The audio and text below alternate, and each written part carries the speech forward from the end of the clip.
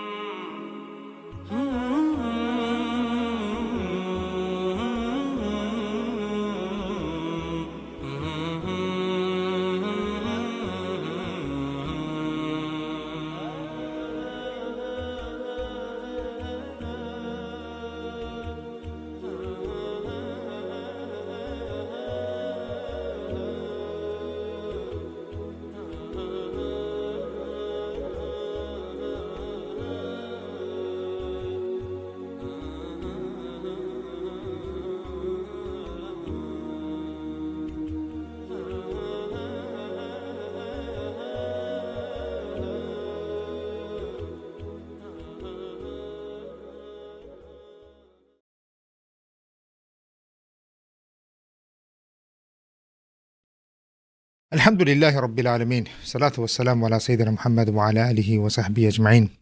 Dear brothers and sisters, Assalamu alaikum wa rahmatullahi ta'ala wa barakatuh, and welcome to Islamic Oasis Live. Today, it's unusual. We're having a live session on Saturday. Usually our sessions, just like you saw one last night, happens on Friday evenings. But due to some of the new political arrangements, or let's say political events taking place in Pakistan, we thought that we need to address this as soon as possible while it's being discussed. As you know, brothers and sisters, that Faiz, ex-ISI chief, he was removed from, well, not removed, he's been arrested now. I mean, he's retired general, and then he's been arrested supposedly in a very interesting way. They actually went into his house, then they put on the military dress on him, and he had to actually put on his uniform, and then they took him in. Usually there seems to be some conditions that are there for when a court-martial takes place of an army or a general or ex-army general. In this case, usually there are conditions again for any of the army officers when they do retire, that for at least 2 years after retirement, they cannot speak or talk about or be involved in any of political affairs of the nation. And arrest of ex-ISI chief is not an everyday affair. So obviously we had to address it. A lot of people in Pakistan are addressing it. And there seems to be discussion what is actually happening within the military. And so to discuss all of these things, we've invited our dear brother, Dr. Akmal, directly from Pakistan, who's come on the show many a times, addresses many of the political situations and events taking place in Pakistan. He has written a lot on both Islamic and the political affairs of Pakistan. And so we thought if this would be an interesting time to bring him back and discuss what is taking place in the Pakistani army. Dr. Akmal, welcome back to Islamic Oasis Live. Thank you very much. Assalamu alaikum to the listeners and viewers. Wa alaikum salam wa rahmatullah. Sheikh, to start this discussion, I'm going to read an article that's been written by Sister Aisha Siddiqa. This sister seems to be very involved and knows a lot that's going on within the within the army in Pakistan. And also, she is a professor at King's College.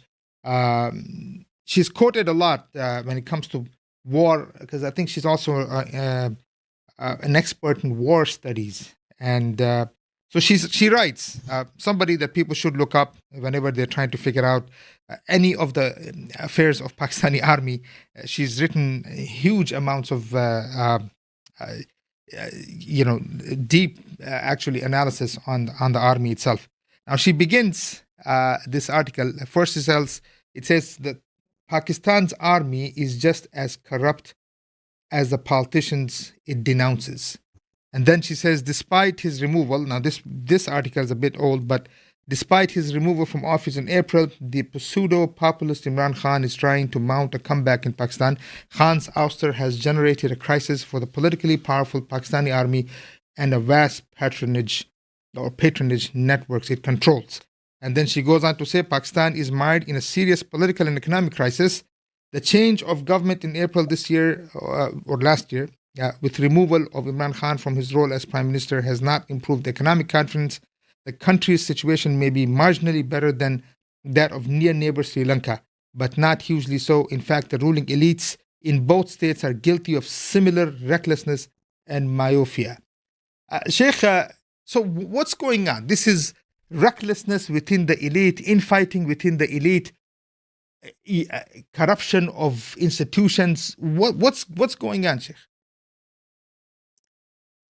Actually, I mean, the first thing here is I would say democracy is a system that is a government for the elite, by the elite, and of the elite. Mm. So this is something that we should not, I would say, look at it in an isolated fashion and say, oh, only in Pakistan this is happening. I mean, I don't think so. There's any democratic state that is not suffering from elite capture, or where the 1% of the population is ruling the roost. I mean, they're the one that are able to get legislations done. They're the one that get their people elected. They're the one. I mean, look at it right now. The elections in the U.S. itself, or in India. Mm. These Indian elections were the most expensive elections in any democracy. Mm. Tens of billions of dollars were spent. Now tell me who got elected. The people, or some elite groups, elite interest groups, pressure groups, lobbying firms, whatsoever. I mean, that's the reality of any democracy. First of all, I just want to put this one thing, because Madam Aisha, she's kind of a anti-establishment, anti-military person. Her book, Military Inc., is a very famous one. Right. And she kind of compared Pakistan with only Sri Lanka. And, very easily, she could have compared Pakistan with England as well. In there, how many prime ministers came and go? So why wasn't the removal of Imran Khan from the government a similar case as what happened in England? We had a number of prime ministers. No. I agree with you. I mean, actually, it's funny that military affairs are not really discussed this way as it is discussed in Pakistan or even Sri Lanka or even India. I mean, when it comes to the West, we really, this is very interesting that we don't really read much about retirements of officers, removal of officers. Unless you're reading, I mean, I was reading one book called Afghanistan Papers, I think Letters or Afghanistan Letters, is talking about a lot of interviews that were done by soldiers that were in Afghanistan, and how many of them were actually removed because of misconduct or because of corruption and all of these things. But we don't get to read this. This is not in the media here. This is not something that you read in the articles. You have to go dig deep and find books and spend money to find this information. Yeah, but you're still more focused upon the poor people. I mean, the soldiers. Right. Within the U.S. Army itself, 70% of them are coming from the Rust Belt, the Bible Belt. Most of them are from poorer, lower middle class backgrounds. Why not discuss the Iraq War? Why not discuss Halliburton? Not discuss, the American century? Why not discuss, Condoleezza Rice and Dick Cheney and General all of that? The amount of corruption. Yeah, exactly. Of course. Itself. I mean, what was the reason for U.S. to go into Iraq? Okay, maybe a logical reasoning could be constructed about America going to war with Afghanistan. What about Iraq? What about the military incorporated, like Mishaisa Siddiqui wrote about Pakistan? What about the military incorporated about the Iraq war in 2003? What were the ambitions? What were the purposes? What was, at stake at that time? So again, deep state, the only thing is what basically I would say, the deep state in these democracies, France, England, America, and the others, they're much more experienced in masking who really rules. I see. Nascent democracies, in nascent democracy, they're still learning the tricks from their masters. So that's why you keep on seeing the changes of faces. Sometimes the military ruler comes in himself, sometimes they go back and have somebody represent them. You kind of have the hybrid regime model going forward. So I would just say it's lack of experience in which they try to manage whatever is going on within the politics and the country and the power handles and the establishment and all of those type of things. But one thing I would like to point out here with respect to Pakistan, first thing, who devises the economic policy of Pakistan? It's the IMF. We get dictated about the price of electricity, about the price of petrol and diesel, about the price of wheat and the things that I would say that people have to deal with on a daily basis. What type of exchange rate should exist between rupee and dollar? What type of export or import policy should exist? The current account deficit, the budget deficit, the economic policies, what type of industry we should have. Should it be a heavy industry, medium term, long term? Each and everything is dictated by IMF. Our policymakers, our rulers, whether it's from the political side, the military side, the bureaucratic side, they have no say in it. They have no role at all. We have to submit our budget to IMF for approval first. Once IMF approves it, then it goes to the assembly and they approve it and say, oh, okay, we have a budget for the next year. Let's put economy on one side. When it comes down to the issue of foreign policy, look, we live next door to Afghanistan. Probably have the longest border with Afghanistan. Okay? Out of all of our neighbors, the longest border is with Afghanistan. What is our policy vis-a-vis a country that is next door to us? We're waiting for a nod from the US to accept the government in Afghanistan. We have not accepted the government in Afghanistan to be a legitimate international government. Even though we have 5 crore or around about 50 million people living next door to us with the same creed. Pretty much half of the population of that place speaks the same language that is spoken in Pakistan as well.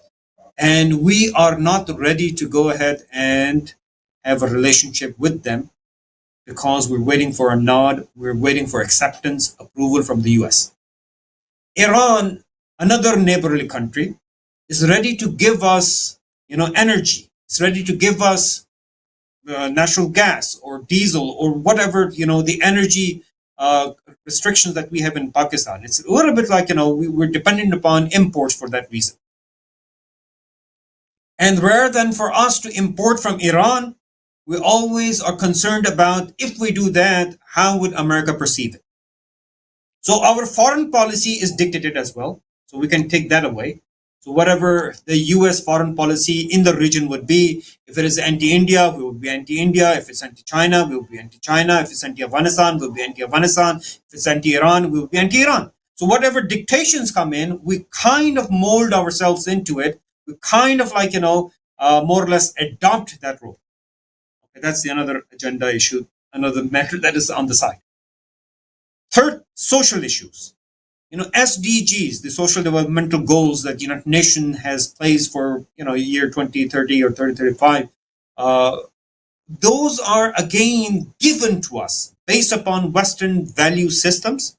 We are given roles or we are given targets about gender equality, gender roles, gender, all of those type of issues, whether it's with respect to transgender issues or even homosexuality and those things. We are dictated to adopt those roles, and if we don't, then we will not be in the good books of World Bank or IMF or any of the other financial lending institutions, the international financial institutions that help us run the economy.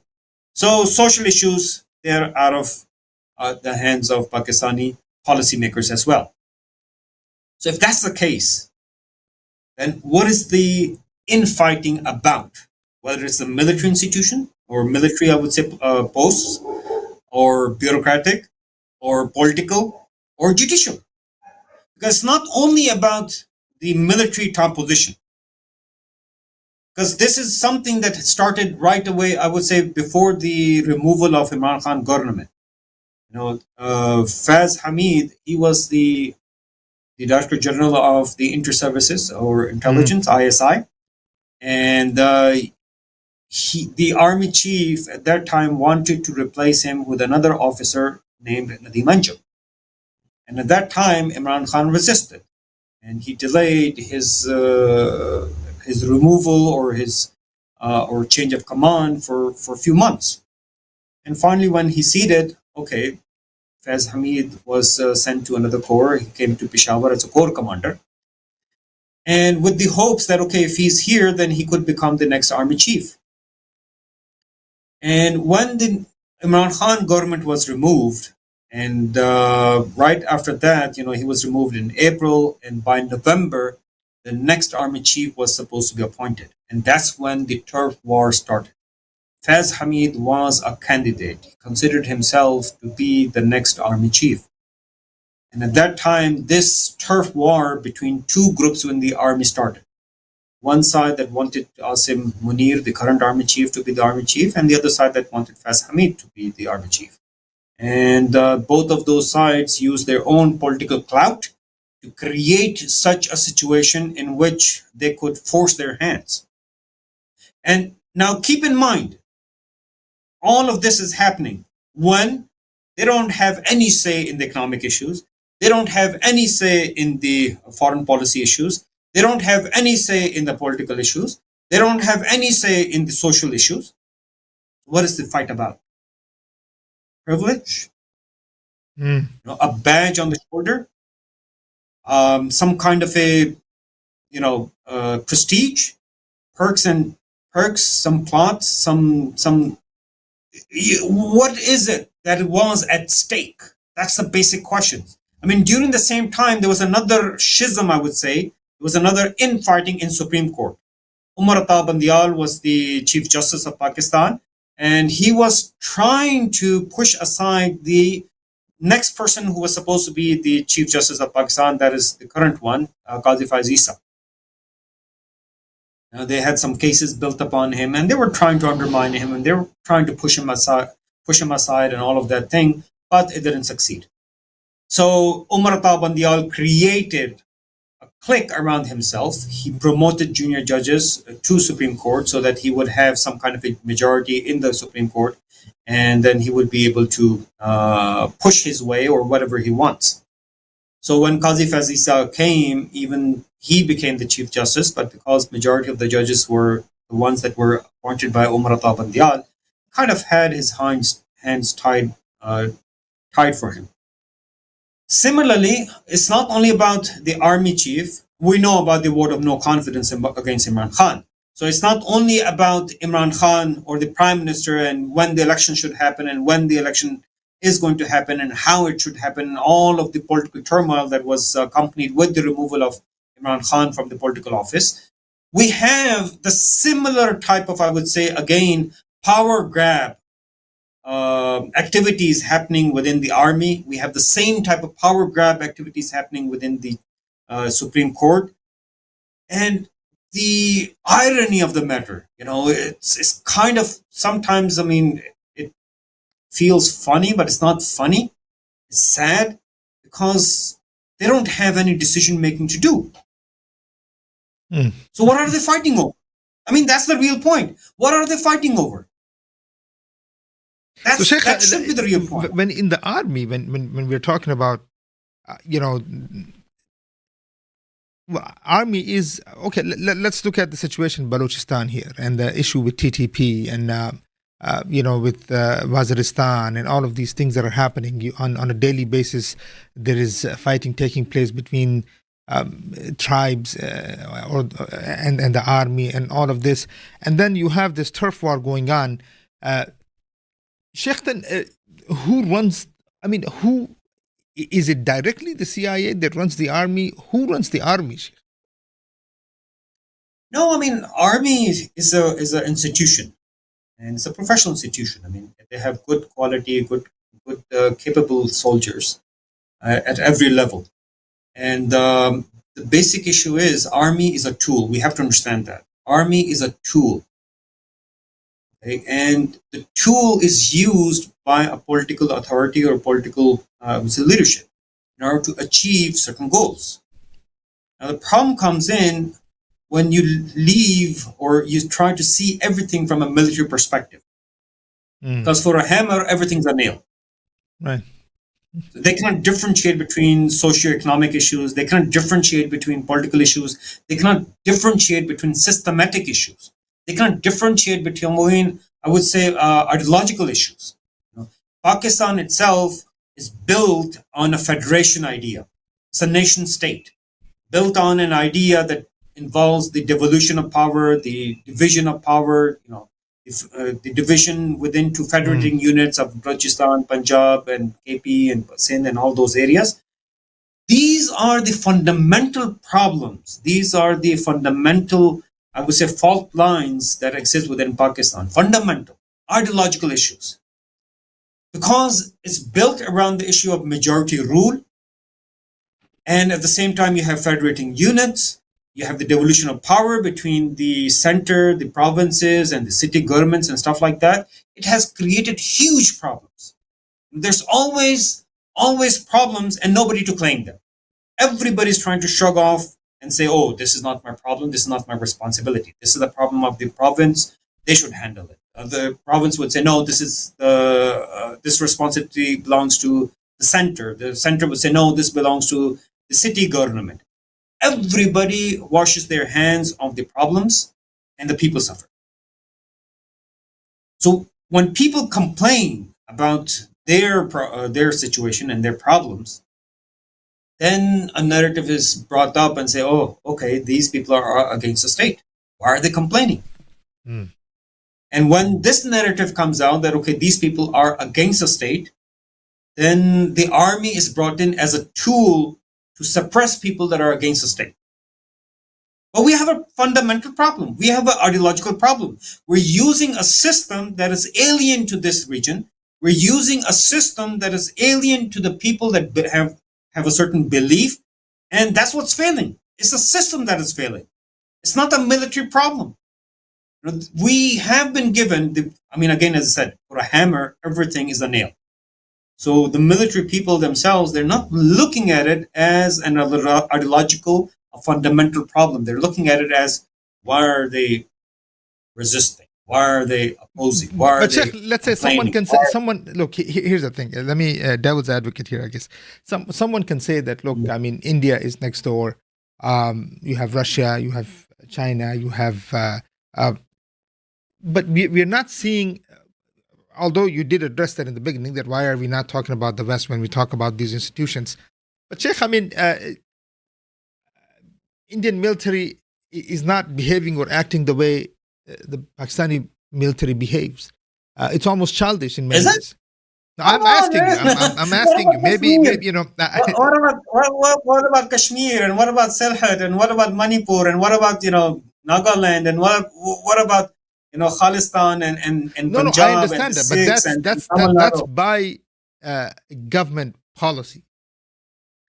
That's not military making decisions. In the case of Pakistan, military is making the decisions.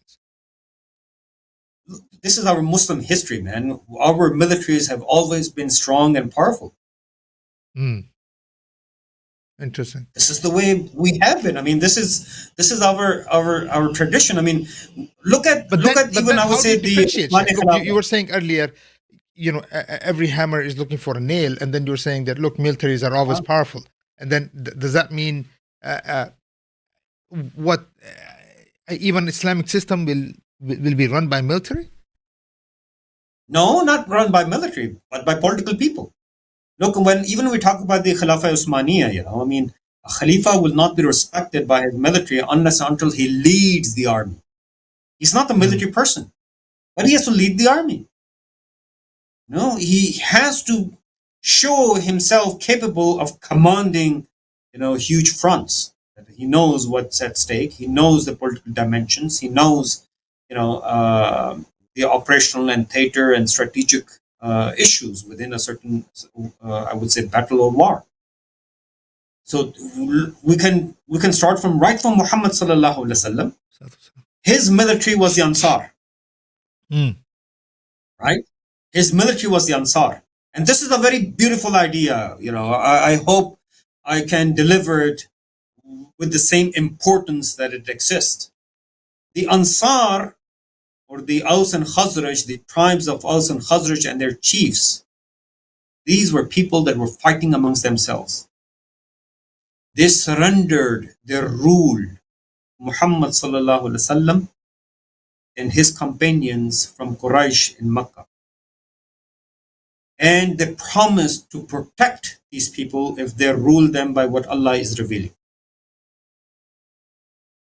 They sacrificed their rule for the sake of Allah subhanahu wa ta'ala. The crown was ready for Abdullah bin Ubay. They were amongst themselves. They were looking for all different type of solutions, how they can finish off this infighting. This infighting for dunya was the problem. And the moment they replaced this infighting for dunya to the submission of Allah subhanahu wa ta'ala, Allah subhanahu wa ta'ala rewarded them with the title of Ansar. They surrendered, this love, the hubb siyada, the love to rule. And they surrendered it to Muhammad sallallahu alaihi wasallam, a political leadership. And this is how it kept on moving from Muhammad sallallahu alaihi wasallam to Abu Bakr radhiyallahu anhu, Umar radhiyallahu anhu, Usman radhiyallahu anhu, Ali radhiyallahu anhu, and kept on. I mean, the Khulafa within the Muslim history, if you look at it, they were never military people. They were political people. But they commanded the respect of the military. See, there's the difference between these two issues, these two ideas. Right now, when you leave the military, right now the problem is the political leadership in Pakistan is based upon what ideas? Western liberalism, secularism, democracy, capitalism. So there's a mismatch between the political agendas and what the people feel and what the people, people consider it to be their interest. The whole Muslim world, from Morocco all the way down to Indonesia, is burning. And why are we not helping Gaza? Right? Just I think so. Yesterday or day before yesterday, a friend of mine in Turkey, he called me, and he basically had an idea. He said that the heart cannot bear what's happening in Gaza. We have been made powerless. We cannot help our brothers and sisters. And we need a mechanism to keep us from, continuously remembering this atrocity. And what can be done to do that? He suggested, he gave kind of an idea that what if we name our children were some of the shuhada? Like the girl that was killed in a car when she was calling for help, or the grandfather that hugged her people have been grandchild. Things have crushed with children inside. Yeah, of course. This is not even... Exactly. 40,000 people, above 40,000 people I think are the number confirmed. is very easily 200,000 killed. Exactly. The people that are buried under the rubble, there's no count for them yet. Yeah. These 40,000 are the ones that are confirmed. They have a body and they were able to bury them. Right. The ones that are already buried under the rubble, that count does not exist right. So how many names? But Sheikh, people can say that, look, sometimes people quote hadith, which I understand it's weak, but it's in Abu Dawood that says that your rulers come from you. And I do understand that. Look, I understand colonialism and I understand imperialism. I know what's happening here. But are we not part of the silence? Are we not part of the corruption? Are we not watching? We are also watching. At the end of the day, the army is from us. I think so. The people of Gaza themselves are the best sample of this ummah.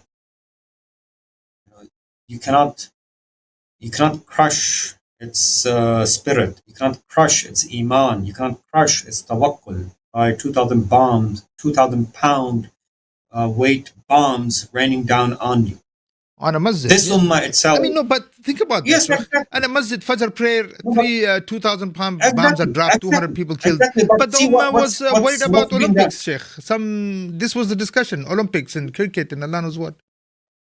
No, I mean we have to we have to be careful from the perspective of the narrative that the state tries to push and what is actually on the ground itself.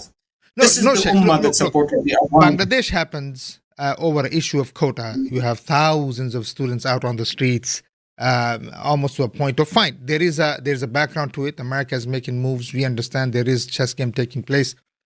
But Egypt moves because there's not enough food in their stomach. Tunis moves because someone can't get just the right to even sell his vegetables. Sheikh, I mean, is this ummah institutionalized? I mean, at the end, we're talking about an institution like a military, but are we institutionalized in some ways that this is the best that we can get? No, we have to understand one thing. What you see in Gaza today, this is not an isolated incident. This is by policy. This is by precedent. The colonialist, whether it was the French, the British, or the Americans, they know the Muslims cannot be subdued until a heavy toll is placed upon them. Look at what happened in Algeria during the Syria, just French recently. rule. Syria, I understand. Yes, exactly. Iraq. America killed over 1 million people. Yeah. Israel is saying, look at it. I mean, they're saying that we're more humane than the British and the Americans in their wars in Afghanistan and Iraq. We know 40,000 people died in Gaza. And these people, the Zionists, are claiming and saying that they're more humane than the British and the US. Can you imagine what type of oppression, what type of tyranny they unleashed on Iraq and Afghanistan? Over 1 million people dead. Oh, yeah. This is what at least they accept. These are the numbers they accept. 1 million people. I mean, Brzezinski said it. I F-60. remember watching Brzezinski just the other day. I was watching. He gave a talk. I went to his old archives. I was just listening to some of the things that he said 4, 5, 10, 15 years ago, and I'm listening to was that implemented in today, and it was. And one of the things that he was saying that look, he said in 20 years, and this, I think he was speaking at that time. He just died recently, I think. And he said that, look, in the next 20 years, we're going to have to pay the price of what we have done to this region, on the other side of, like he was talking about Euphrates and Nile and all this. And he said that without naming the country Israel, Israel, he didn't want to say Israel, but you could say, he's saying that, look, we have killed over 1 million people in Iraq. French have killed over 5 million people in Algeria, and in the last 100 years, the kind of killing that we have unleashed on this region is beyond belief. And I know we're going to have to pay back for that, but we have to do everything possible to make sure that nothing, there is no clear threat against the U.S. because of what they have done. So they know that, Sheikh. But look, Exactly. what about the Muslims is the question here. That's what I'm trying to say. That basically, for the Muslims themselves, they have raised the stakes. They say, if you talk, look what happened in Egypt. Okay, once people came into the street against Muhammad Morsi, and he was forced out. Then when people came into the streets in support of Muhammad Morsi, what happened outside of the Mosque Rabia? Yeah. How many thousands were killed? Yeah, Ramadan, right? Crushed under tanks. Yeah. Under tanks, right? What happened in Uzbekistan, in Andijan? Yeah. Right? Before Andijan, there were 4 revolutions that were televised, right? Televised revolutions. One in Serbia, right? The Orange Revolution in Ukraine, the Timoshenko one. The Rose Revolution in Georgia, where Shevardnadze was removed. And then another revolution, although that was not the European Revolution or the Western Revolution, but the Russians were able to orchestrate it in Kyrgyzstan. After those 4 televised revolutions, oh, if you come into the streets, the world is going to support you and you will be able to relieve yourself from the tyranny. What happened in Andijan? 5,000 people gunned down. They were just like grass is mowed down. 5,000 people were mowed down with machine gun fire. And now, This actually, is the price that Russian FSB seems like they were called. Yes, exactly. But that's Even the though price the government when you have couldn't to do it, go it had to be against somebody from international outside. That's the issue. If you go against the international order, there is a price that is beyond your imagination. This is what is the message right now with respect to the Zionist vis-a-vis Gaza. That if you try to resist, in this region, whether it is Gaza, whether it is Jenin, whether it is whatever area, if it resists, we're going to flatten. This is the message for Jordan. This is the message for Egypt, for the populations. Alhamdulillah, this is the Ummah of Muhammad sallallahu alaihi wasallam. This is the Ummah for which Rasulullah sallallahu alaihi wasallam, for the Shaheed, that when Allah subhanahu wa ta'ala will ask, the ruh of the Shaheed, would you like anything more? He says, no, we have everything. Allah subhanahu wa ta'ala asks again, would you like anything more? Again and again and again, till the point where the spirit of the Shaheed would think that, okay, there's no way I can escape this request. So he would request, I would like to go back to the dunya to become Shaheed again. This is the Ummah, brother. This is the Ummah we're talking about. Think about it, our newspapers. Think about it, our pulpits in the mosque. Think about our radios and televisions and internet and YouTube and everything. If they're extolling, if they're reminding people their responsibility toward other Muslims, their responsibility towards Allah and His Messenger Muhammad sallallahu alaihi wasallam, towards Islam, and towards humanity, towards the Akhirah, what would be the environment? We people, the Muslim armies have not fought a war for a very, very long time. The people have fought in Afghanistan. The people are fighting in Kashmir. The people fought in Chechnya. The people fought in, Bosnia. It was a people, ordinary people, school teacher and butcher and hairdresser and carpenter. And these people had no military backgrounds themselves, and they were the one that actually fought. Look what happened in 2005 Chechnya, when Israel went to Lebanon. No, in Lebanon. They punished the people of Lebanon for supporting Hezbollah. They bombed their water filtration stations. They bombed their electricity generation stations. They bombed their infrastructure to punish the people so that they can actually give up Hezbollah. People didn't. This is the Ummah of Muhammad sallallahu alaihi wasallam. This Ummah itself is always, crushed and pushed down, but it comes back.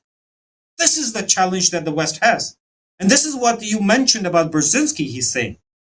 They have been trying to push the Ummah down, distract it, give it other agendas, give it other ideas, different ideologies, bring pseudo leaders out, bring people like Erdogan and Imran Khan, and all of the same ilk. Whether in the past we had Yasser Arafat and Muammar Gaddafi and Saddam Hussein and Hafez al-Assad, and today we have a different set of rulers that kind of you can say fit the same mold.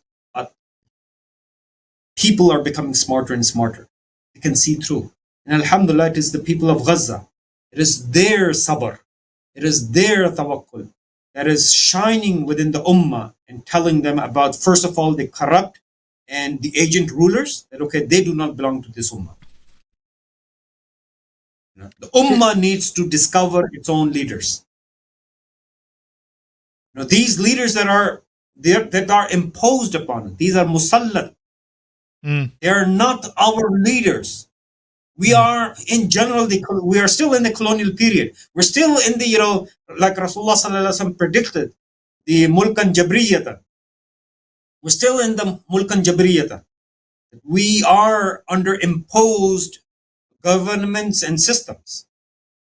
The point that you were trying to make, that, okay, the rulers are what the people are, no. We don't have a rule. We are living in a colonial period. These are pseudo rulers These are imposed rulers.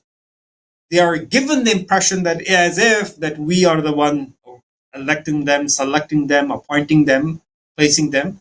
But we know what happens. Here's the thing, Sheikh. You know, we were. When we oppose I was reading regarding Iran because I mean, we're talking militaries here, so I'm just bringing up.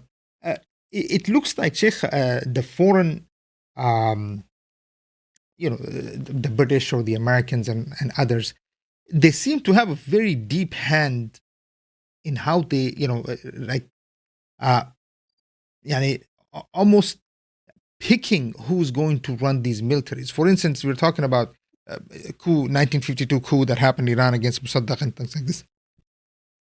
Many of the people who were running, who actually even did the coup, had studied in France, had studied in, you know, elite colleges and universities. Sandhurst and West Point, and yeah, right, of the West, and then to the point that even it seems that when the Iranian military was actually formed, a lot of the officers were very close to British Army,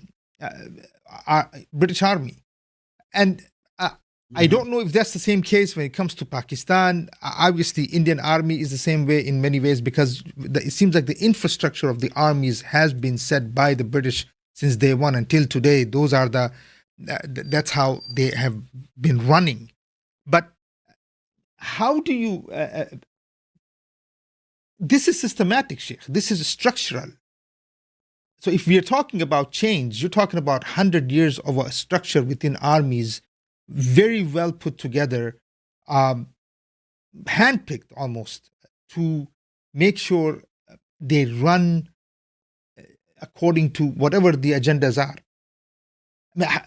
I guess what I'm asking is, you know, in this case, is it institutional change or ideological change or both? What do you need here in order to get the type of, you know, remove colonialism? Yeah, as I said, I mean, military is a tool, just like a knife, just like a stapler, you know, or the mic we're using, whatsoever. I mean, the tool itself, it depends upon how you use it, right? Now, but they don't seem to be a tool, Sheikh. Look, I'm sorry. In the Muslim world, they don't seem to be a tool. They're running the show. Exactly. But that's not a tool. That is correct. The point is, they're still a tool. Now, somebody else is using them against us. Right? Somebody's using it against us. Now, the point is, this tool is not a mechanical tool. It's built around, it's an institution. It's built with people, individuals, with just like me and you. You're our brothers, our neighbors, our class fellows, you know, my some far relative from my city, from my village. These are people that are from our society. They're not coming from outside. They have the same sentiments as we do. They have the same emotions as we do. They have the same kind of background and thinking as we do. Now, the point is that because somebody is able to use them, they have to, you know, create certain type of, I would say, again, narrative, certain type of environment in which this tool could be used. I would give you an example. In Pakistan, the first military operation happened against the people of Swat in 2008. Now, to use the military against your own people is not an easy task to do. I mean, you cannot just order a soldier to, okay, pick up a rifle and kill your brother. Practically, you're telling this to the people, to the soldiers. Pick up the rifle, and this is the person that is in front of you. Even though he looks like you, he speaks like you, he prays like you, but you need to kill him. This is under General They had to create... Yes, exactly. During Musharraf's time, they had to create a special type of environment, special narrative. Oh, these are people that are being supported by the Indian intelligence agency, RAW. You know, we found Indian currency, we found Indian rifles, we found Hindu people. Look, we have their corpses, and they're not circumcised. They had to build this whole narrative that we're not fighting Muslim brothers. We're actually fighting Hindu infiltrated agents. Look at Kulbhushan Yadav and blah, blah, blah. So they have to build a certain type of... Look, this army itself was built on jihad. Jihad fi sabilillah. This is an army that continuously has... Yes, exactly. They have been built That's what I on was that. asking. Okay, But we look, need to Sheikh, fight the new hegemony. look, Akmal bhai, a lot of people watching this thing, we look at that statement as almost not worthy of it, because they'll say this cannot be an army that is built on jihad. Yani it's watching a million of watching thousands dead in Gaza. It's watching Allah knows how many, seeing forget Gaza, maybe too far. It's watching millions die in Kashmir for the last 48 years. Its role of how many attacks in Afghanistan. Sheikh, yani it there is. Uh, I mean, look, you. I guess I'm not understanding. I mean, you are talking about the average person in the army, maybe, and then you're saying, but at the end of the day, Sheikh, give us a solution to use this tool properly. Well, yes, the issue is the weight of status quo. Our people, it's very difficult to break those chains, that exist because of tradition, or you can call them like, continuity of the past itself. We have been encaged within nation states. We have been continuously made to think that the civilized people, the civilized way is when you are moving along with the international body, with the international community, with international organizations. You respect the international law. You respect the international order. There's a Security Council. There's the United Nations. There's this global body that we have to move this way, that way. There's a certain ideas that have been kind of, I would say, ingrained within the psyche of the Muslims in general, their hierarchy and the people that lead them. Now, this is the weight of the status quo. This is the weight of the continuity. To dismantle it, you need somebody that would be brave enough to believe that, okay, no, my future is with Allah subhanahu wa ta'ala alone. I don't need to care what the US thinks, what the British thinks. They have built this narrative that if you try to go against them, like what the Bush told Musharraf, at least that's claimed to be said, that if you don't join us, we would send you to the Stone Ages. And we cannot go back to the Stone Ages. We need to, play it very, very smartly and wisely. So let's keep some of our eggs with us, options with us. Let's play that double game. Remember that word, double game? Yeah, That supposedly. that Musharraf, and Kayani and these people, they were playing a double game with the US, and even the US market, I would say, or the US audience, I would try to say, they bought into that double game narrative very well, and they kept on saying, oh, they were playing a double game with us. Even Trump mentioned they took $33 billion from us, and what did they give us? This idea itself was for the sake of the Pakistan army and its officials and its soldiers. You don't understand. We understand. We're playing a double game with the US. Don't worry. We're not going to harm our brothers in Afghanistan. We're not going to harm, the brothers in faith. But we're playing a double game. We have to be wise. The enemy is very strong. And without antagonizing this strong enemy and protecting our own interest, we are going to, because what they want is they want to take away our nuclear arsenal. They want to take away our freedoms. They want to take away this powerful army. Blah, blah, blah, blah. We need to play it smart. These are the proofs that this military, is built upon with Islamic emotions. Yes, I agree with you. They don't have the clarity. They don't have the exact understanding of what it means to be ideologically Muslim, what it means to have an ideological system that is standing upon, the political structure of Islam. What is the relationship between nation states and Islam? How does Islam replace the current construct of the international order? And what type of solutions economically, socially, politically, judicially, from every aspect? How does Islam bring forward a complete different civilizational model than what the West is offering? This is where you have to overcome all of the doubts, all of the, I would say, hesitations.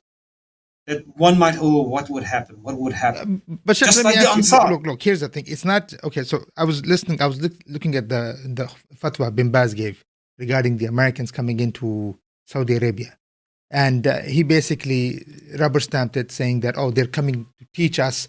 The Americans coming into Jaziratul Arab because of the opposition to so much opposition regarding kuffar coming to Jaziratul Arab, they're not allowed this and that. And then he rubber stamps it, and the whole supposed Ulama Council Saudi rubber stamped it. And then before that, you had Al Saud saying that, we're actually taking jizya from them, this and that. I'm sure you remember, supposedly, when this whole issue happened with the British Army and all that. Sheikh, but this is happening to us for 100 years. Yes. So you have ulama involved in this, you have dictators involved in this, you have militaries involved in this. You have to understand, I mean, so how, before who is thinking years, here?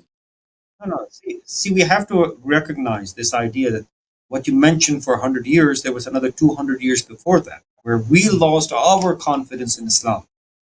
We lost our confidence in Islam to give us solutions with our political issues, economic issues, social issues, science and technology issues, military issues. We started shopping around. We started thinking that, okay, if I behave like the Europeans, maybe I can get out of this quagmire. I'm losing war after war after war against the Europeans. I'm losing land. I'm losing, whole swaths of Muslim land from Morocco to all the way down to Indonesia. We lost our confidence in Islam. This is what exactly decline means. Decline was not that we were losing our economy or our military or our political strength or whatsoever. No, decline was that we lost the confidence in the very idea that gave us our identity. So in the last 100 years or so, we were shopping, man. We were looking at socialism.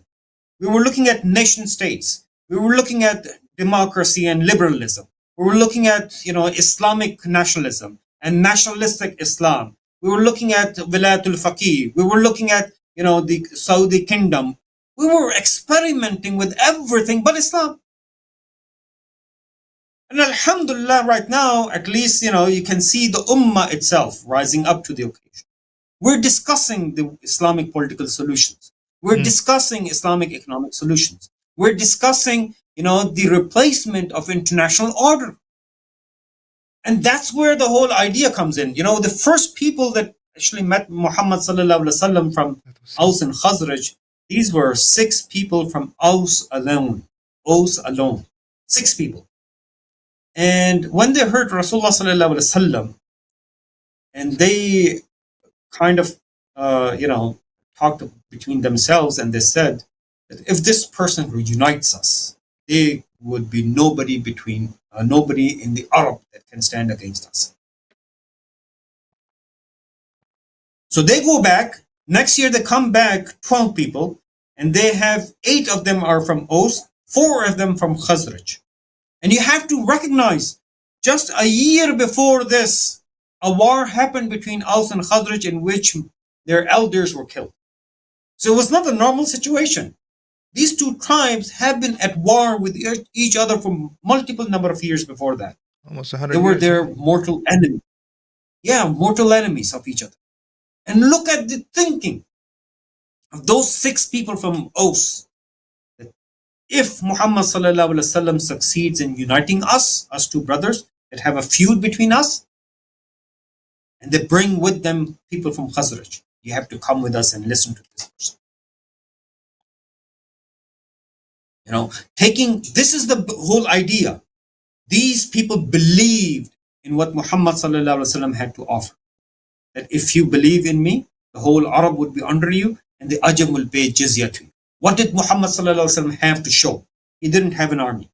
Actually, after Shaybi Abi Talib, with 3 years of boycott in Makkah itself, from 7th year of Nabuwah to the 10th year of Nabuwah, Muhammad sallallahu alaihi wasallam lost his uncle Abu Talib in the 11th year, and he had nobody to protect him in Makkah. He went to Taif.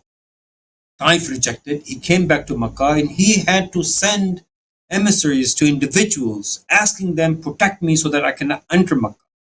Right. Mm. This is the year when Rasulullah met Aus. He didn't have anything with him. His own companions had actually migrated towards Abyssinia. And look at the people, the Aus and Khazraj, when they were told, do you understand that you're declaring war against all red and black? And if you think that after you have destroyed your wealth and killed your Jawan or young, that you're going to abandon him, think now. Mm.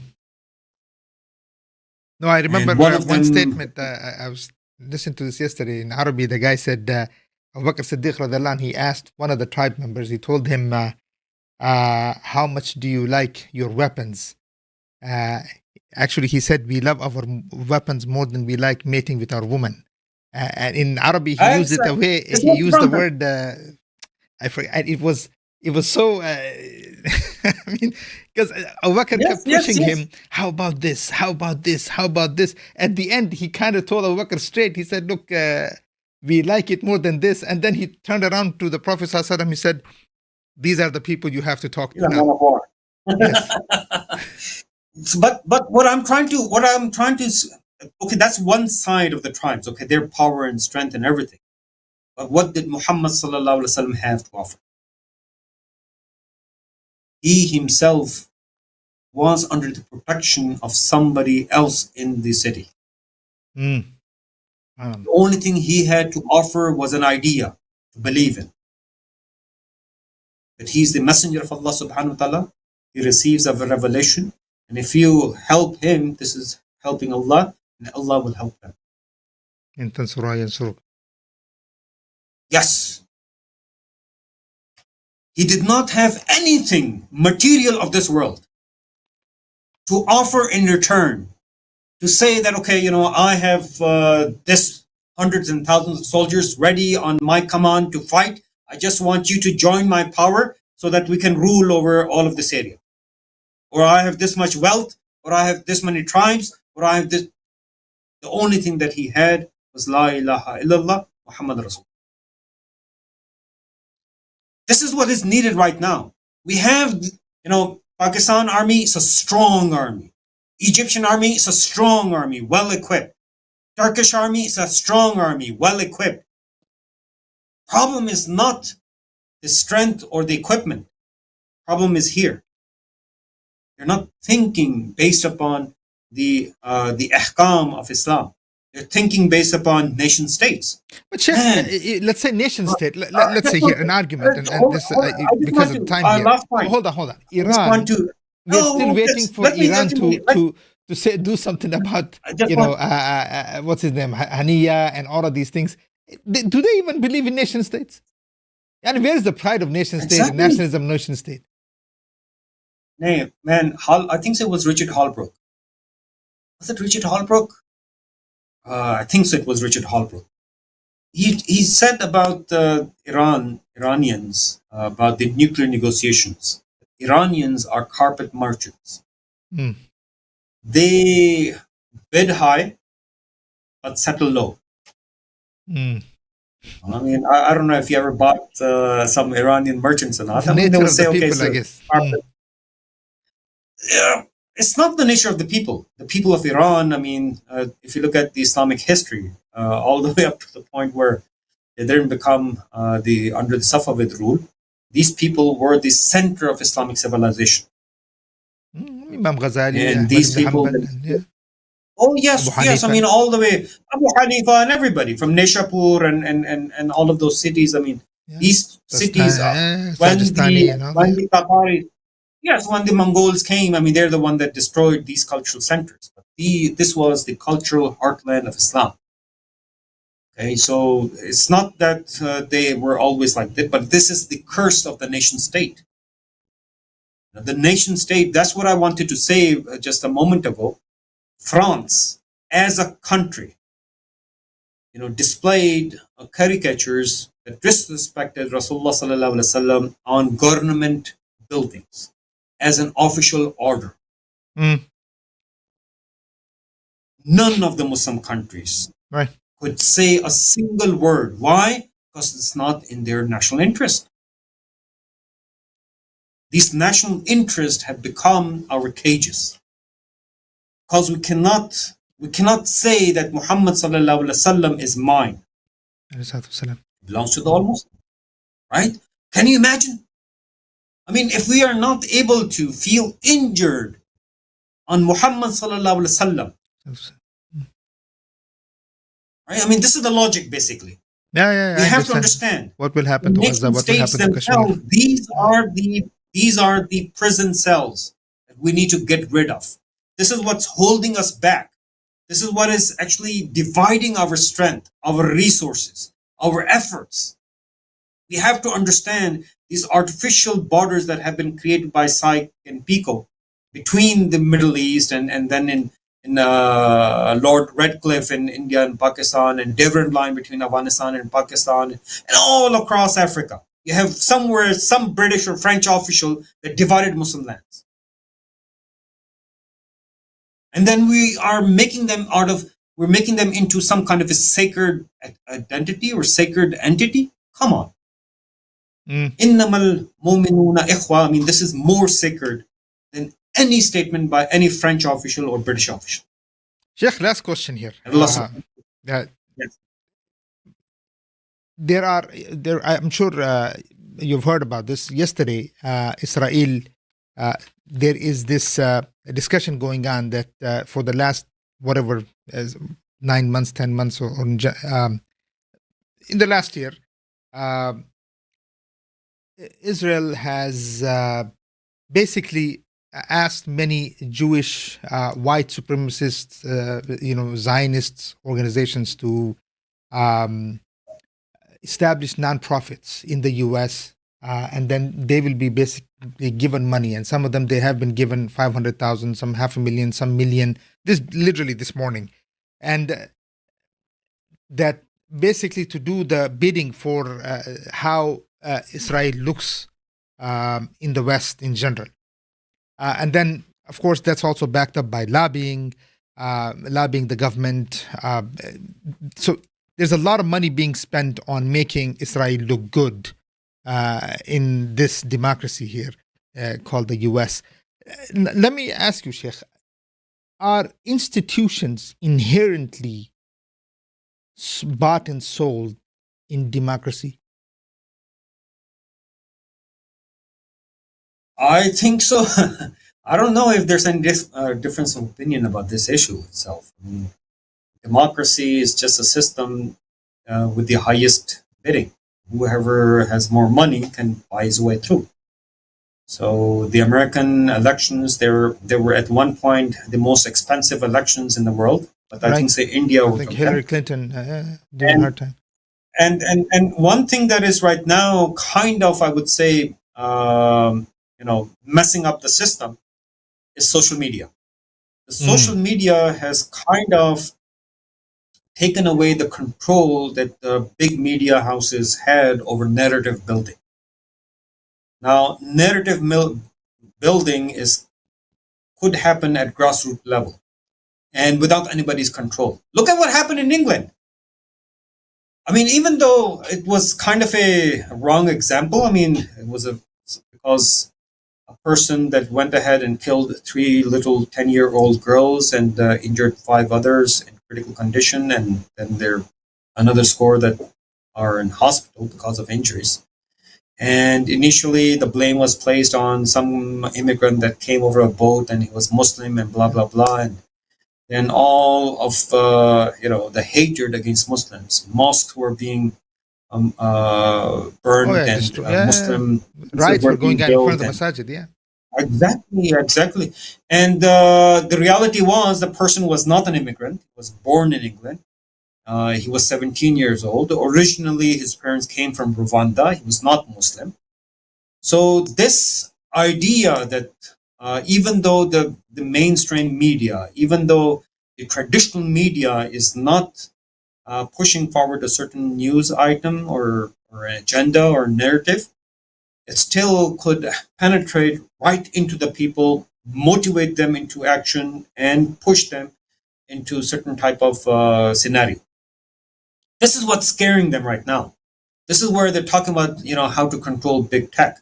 They're kind of, putting blame upon Russia about meddling in elections and blah, blah, blah. But they're looking into this issue, okay, how to control this narrative building that has gone down to the individual people. And it's Sheikh, not in the are these? control of. I know that was the last question, but let's make this one last. But these applications, like YouTube, WhatsApp, Telegram, all of these things that are there. Are these tools? Are these good things for the Muslims? Because you're talking about the same tools being used to build narratives against Islam, and millions, if not billions, of Muslims are watching. They're on YouTube, they're on WhatsApp, they're on Telegram, they're on Signal, they're on all kinds of these applications. Are these? I understand we are using them as tools, but would we actually really want them in? Let's say in tomorrow in a state or in a Muslim country, is that a good thing to have, or should we build our own? As you said, it's a tool, and it's a tool that the West uses in order to push forward certain type of agendas and I would even say objectives. You mentioned about the Arab Spring, and the one thing about the Arab Spring was the role of Twitter. Yeah, Egyptian government and Tunisian government wanted to shut down Twitter, and because the cellular networks, they were owned by Western companies, and they kind of threatened sovereign guarantees and those type of things, and kept on. I would say kept Twitter and the social media networks on their airwaves without the, I wouldn't say permission, but they forced the hands of the government to keep their airways open. And that's what helped organize, the Tahrir Square demonstrations and the demonstrations in Tunisia and these places. So we have to understand that we do get the opportunity, especially being in the West, we do get the opportunity to raise our grievances, just like what's happening in Gaza. And it was these grievances that reached out to a much wider audience. They were able to recognize that, okay, something wrong is happening. And what the mainstream media is trying to tell us, that is not correct. And that's where the problem happened. It was the people in general that were able to see it without any type of ideological lens. Something else is happening on the ground, and that is not correct. What we have been told as a narrative about the about the Muslims and what is against them, that is not the reality. A complete wholesale slaughter is happening right now in Gaza. As you mentioned about the Fajr time slaughter, where people are praying and a bomb is dropped on them, and 100 and actually above 100 people are just 3 bombs, say, butchered. 200 killed right away without any question. Right away. Yes, they were cut down to pieces, basically. Right, they found bodies. The people running around carrying bodies of their 14-year-old, 10-year-olds in rice bags. I mean, yes, exactly. They're shredded watching. It's beyond. Sheikh, yep. And a final thought yes. on this issue, on Pakistan's elite, while all of this that we are discussing, all of the deep, the kind of problems that this Ummah is facing and this infighting that's happening amongst the elites, as if Pakistan belongs to their fathers. What do give us an advice to those who are listening, to those. My advice is simple. Just like the Ansar, they surrendered their rule, they surrendered their authority, their sovereignty to Muhammad sallallahu alaihi wasallam, so that he can implement Islam. This is not the only time that it happened. Look at what happened in Spain. The Muslims in Spain, when they became weak and the Christian onslaught or the Reconquista was becoming stronger and stronger, they invited Yusuf ibn Tashfin, a Berber, from the Morocco areas, to come into the Iberian Peninsula, into the Muslim Spain, and help them relieve the Christian onslaught. And he came. The Muslims, the rulers over there, they surrendered their authority to Yusuf ibn Tashfin. Look what Ibn Taymiyyah did when he went to Egypt. He encouraged the rulers, the Mamalik in Misr, that they have to fight the Tatar. They have to fight the Mongols. You know, he invited them into his regions of Damascus and those and the surroundings. You know, irrespective of who was ruling there, he said, okay, they have to be removed. They cannot resist the Mongols. This is amazing. Look what Ahmad Shah.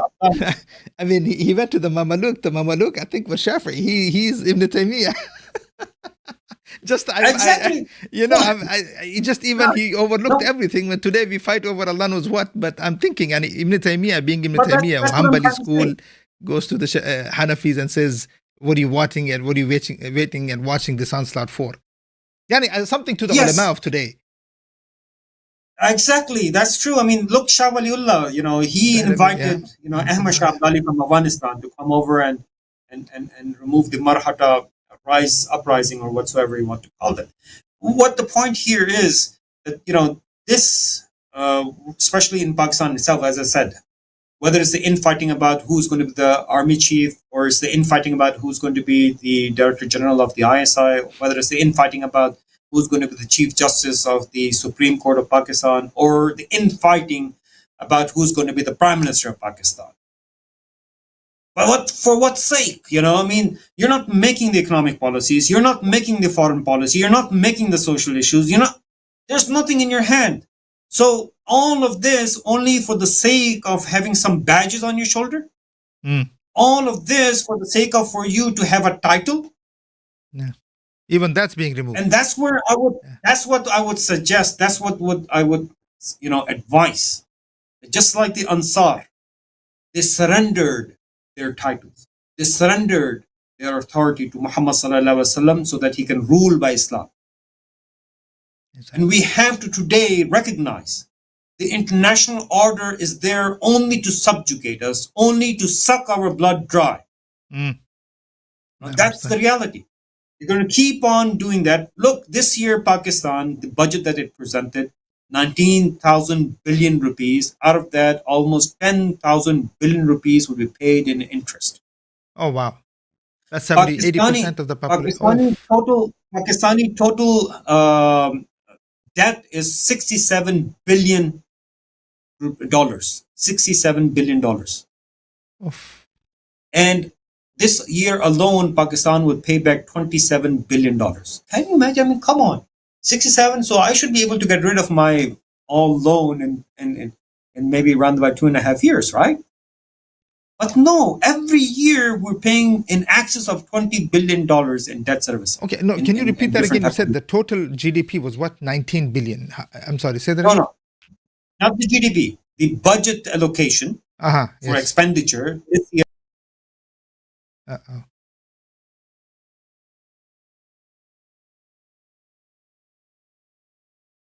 I think it's from his side.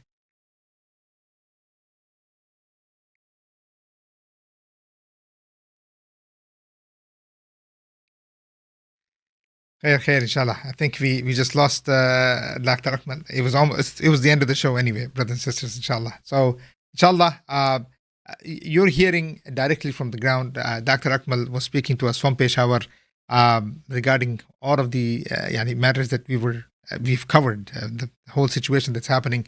The whole idea for this show was, brothers and sisters, to kind of make you understand, keep you aware that these infightings that are happening while the whole Ummah is facing problems beyond belief. And this is what Pakistani army, this is what their concerns are, where the rest of the Ummah is looking to Jerusalem and looking to Kashmir and looking to, subhanAllah, the Rohingya Muslims and the Uyghur Muslims.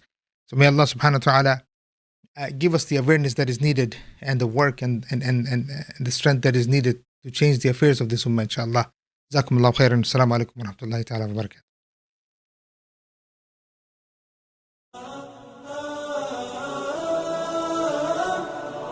لا لن يطول الظلام ديننا لن يضام نحن جيل همام نحن فينا عمر لا لا لا لن يطول الظلام ديننا لن يضام